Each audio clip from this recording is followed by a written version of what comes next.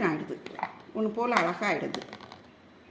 நல்லா நீட்டாக இப்போ ஒரு 2 மினிட்ஸில் அழகாக நறுக்கியாச்சு. இப்போ இதில் உப்பு, மிளகாப்பொடி, மஞ்சப்பொடியெலாம் போட்டு தாளித்து கொட்ட வேண்டியது தான். நான் இதை வரேன். நான் இப்போ இந்த கல் உப்பு இதில் போட்டேன். கொஞ்சம் பெருங்காயம் இதுலேயும் போடுறேன். தாளிக்கிறப்போ கடுகு உளுந்தம் பருப்பில் கொஞ்சம் பெருங்காயம் பொரிச்சும் போடுவேன். கொஞ்சம் மஞ்சள்தூள், மிளகாத்தூள், தனி மிளகாத்தூள் தான், வேறு எதுவும் சேர்க்கலை. வெறும் தனி மிளகாத்தூள் நல்லா நான் ஒரு நல்ல 1 டீஸ்பூன் ஃபுல்லாகவே போட்டிருக்கேன். உங்களுக்கு காரத்துக்கு தகுந்த மாதிரி இன்னும் கொஞ்சம் போட்டுக்கலாம். இப்போ இதில் கடுகு உளுந்தம் பருப்பு தாளித்து கொட்டிடலாம். நல்லெண்ணெய் தான் தாளிக்கணும். இப்போ பாருங்கள், அடுப்பில் இடிச்சட்டி வச்சு நல்லெண்ணெய் நல்லா ஒரு 2 ஸ்பூனுக்கு மேலேயே ஊற்றிருக்கேன். ஏன்னா ஊறுகாய் வந்து எண்ணெய் ஊற்றினா தான் நல்லாயிருக்கும். நல்லெண்ணெய் ஊற்றினா தான். அதில் கொஞ்சம் கடுகு உளுந்தம் பருப்பு,